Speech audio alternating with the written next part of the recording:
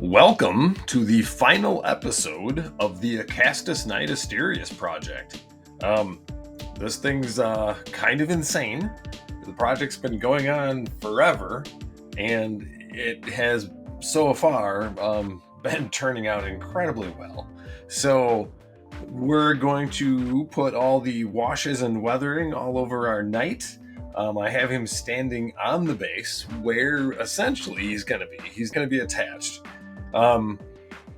Our Dead Space Marine, the little Bluetooth speaker will go in there, or it could be replaced with the little fan blade that's optional for that. And then around up front, the ammo crates. So all of the washes are going to be happening right now. So this is going to be a blast. I honestly have him sitting on the base so that anything that drains off, splatters, washes around, whatever, will hit the other things that are on the base. Everything else has not been glued down, but it will be. So it's mobile for the moment. So if anything takes too much wash, I can take it off and clean it up a little bit if needed. So here we go.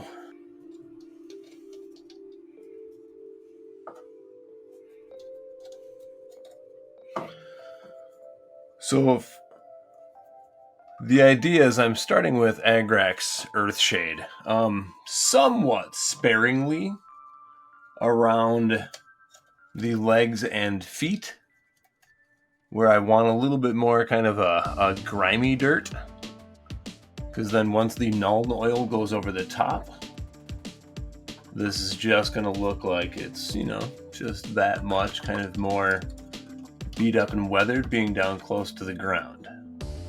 And so, having some of these sightlines pretty obstructed in there does help to minimize how much we really have to worry about getting everything perfect. But once all the weathering's done, it's just gonna all feel like it belongs together.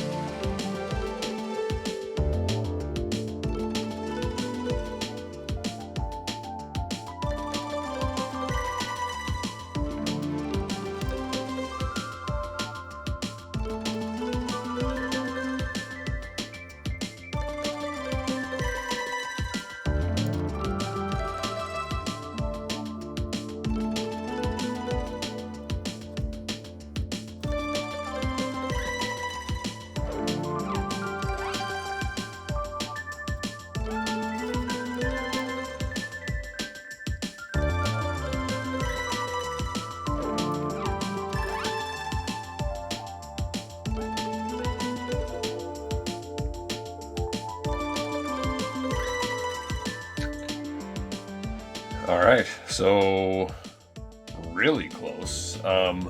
I think I just need to kind of lock down this wire bundle, right, that attaches from my generator up to the Knight.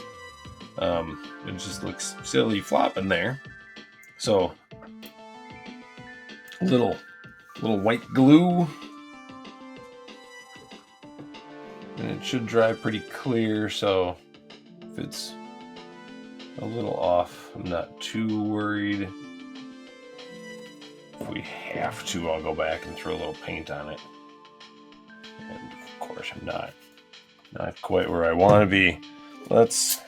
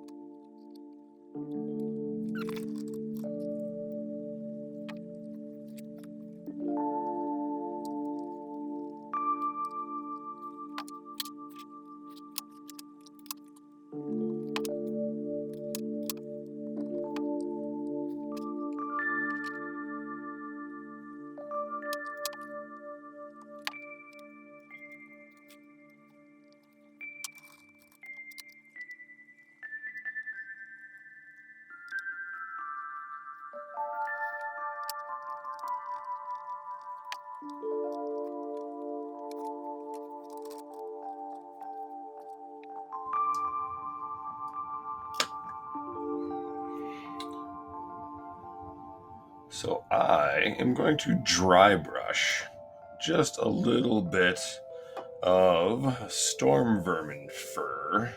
It's kind of a warm, dark gray, just over the rocks.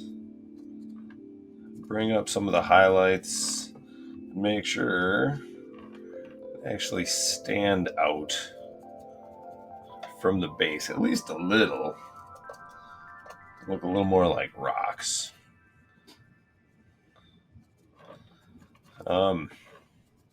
As that dries, depending on how bright that stays, we may punch that up just a little more with maybe some dawnstone.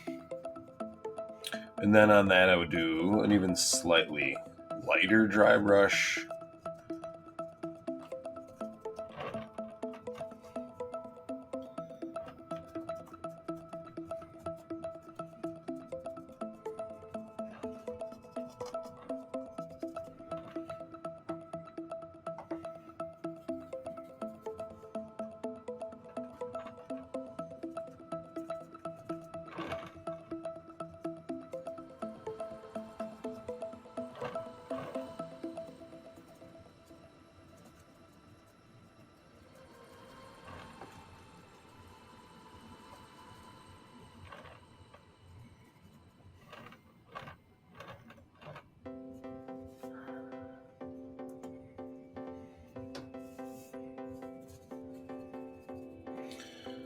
All right, I'm gonna do just a little bit of dry brush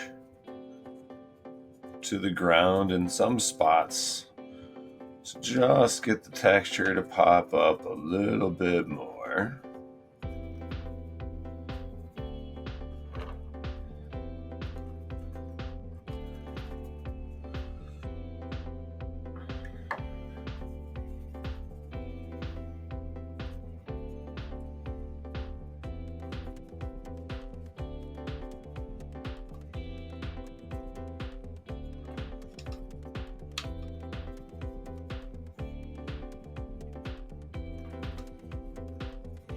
I am planning on going over pretty much everything with a very light amount of weathering powder, we'll call it, but it really is some colored chalk that I still have from when I was in college.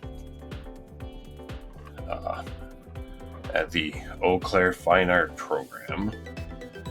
And it actually works really, really well as a substitute for the store purchased.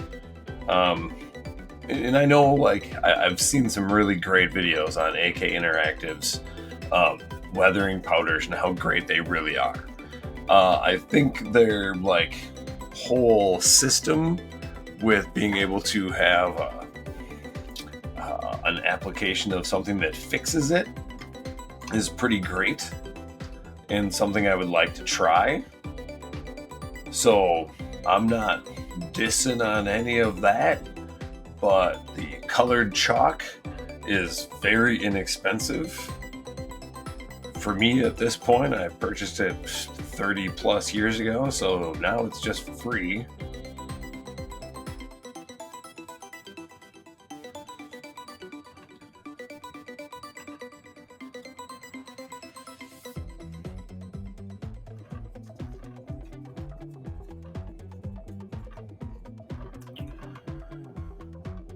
Alright, so that's a lot more variety in there. I think that looks a lot better, right? It really kind of adds a bit of, I don't know, visual interest to the base, where previously it was way too flat. Once the weathering powder is in, hopefully the shiny spots here, I don't really want to like paint that. That's where the glue went to lock that cable in place. So that's better already. Shiny's bad. Alright, this can be all dirtied up.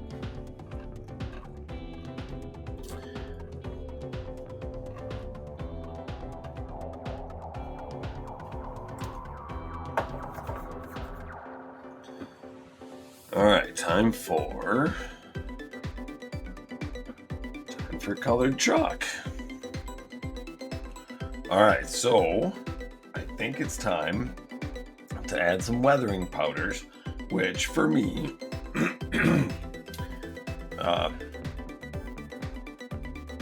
okay, so it's time to add some weathering powders, which for me aren't actually weathering powders. They're conte crayons, which are really just like higher quality chalk. Usually art supply store chalks, right, that art students have to buy. So stuff I still have left over from college.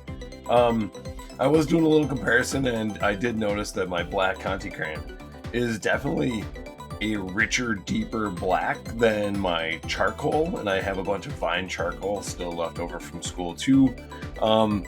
So between the two of them and some browns, I'll actually get like a bunch of like dirt going on the ground.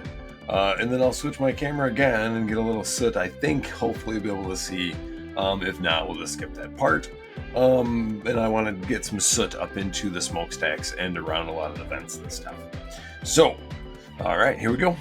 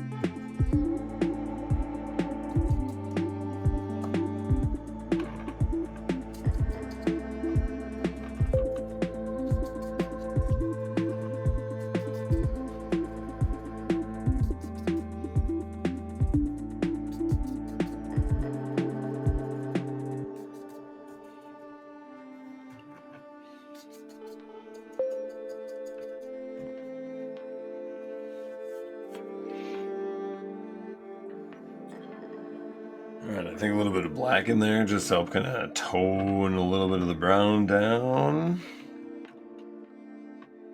So I think the powders on the base and on the bottoms of his legs there look really great. Alright, so let's switch camera views here and get some soot up into those smokestacks.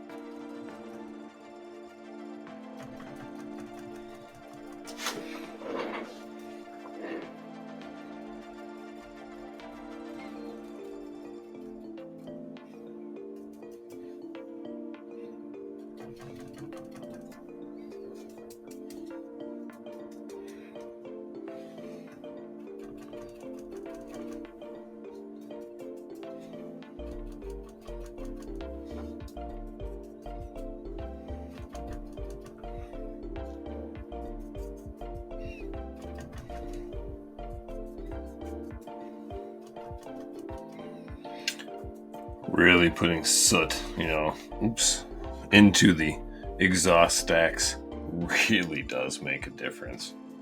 It just looks so much more realistic. Well, as realistic as this giant thing can look. It adds to the realism. We'll say that.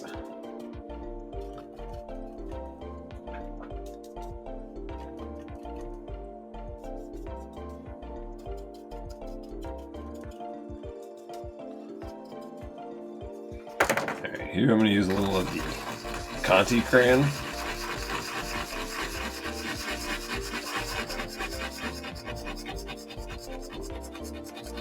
Because it's pigmented chalk, it is more black than charcoal.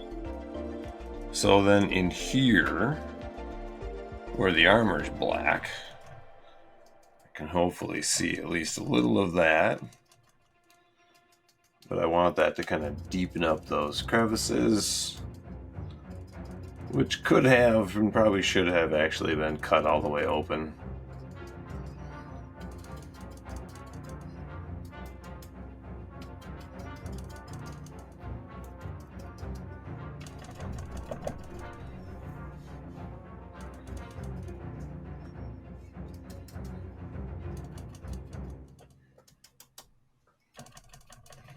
And since I've got it, we'll add that in here.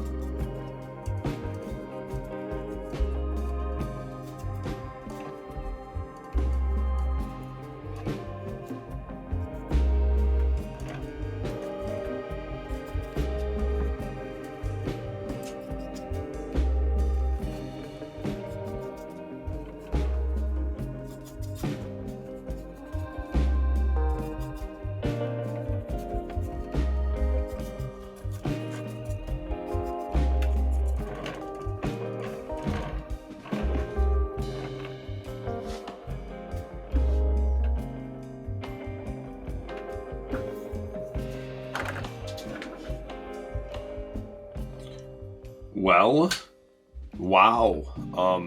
I think it's actually time to wrap this up. This thing's been an incredible build. It's been a ton of fun. I've learned a ton of stuff. I've never done LEDs or wiring to the extent of this project. It's been a blast. The new 3D models I've built and 3D printed for this thing, super cool. Everything's turned out great. So I think the last thing to do here is to plug it in. And I've got a battery, a USB battery pack that I can plug into our main power input here.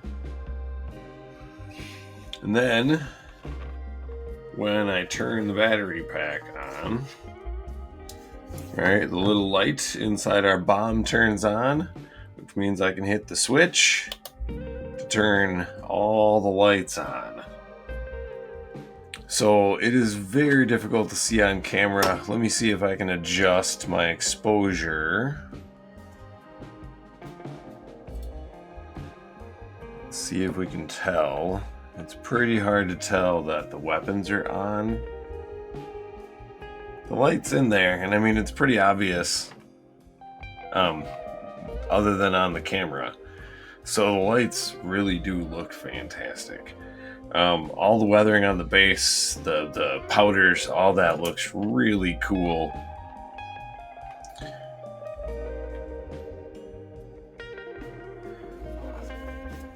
Yeah, let's bring that exposure back up.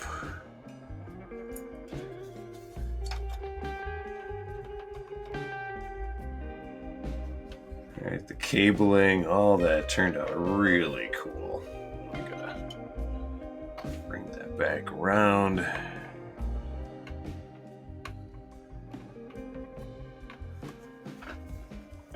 The dead space marine, the power generator, the whole concept of him being plugged in like that is not correct, right? I know they would have an internal power source, but you know, he's got to get LED power from somewhere, and it's the only, at least minimally logical way to go with it. So, there you can kind of see the pink on the inside of the LED there. On the inside of the weapon. The pink LED on the inside of the weapon.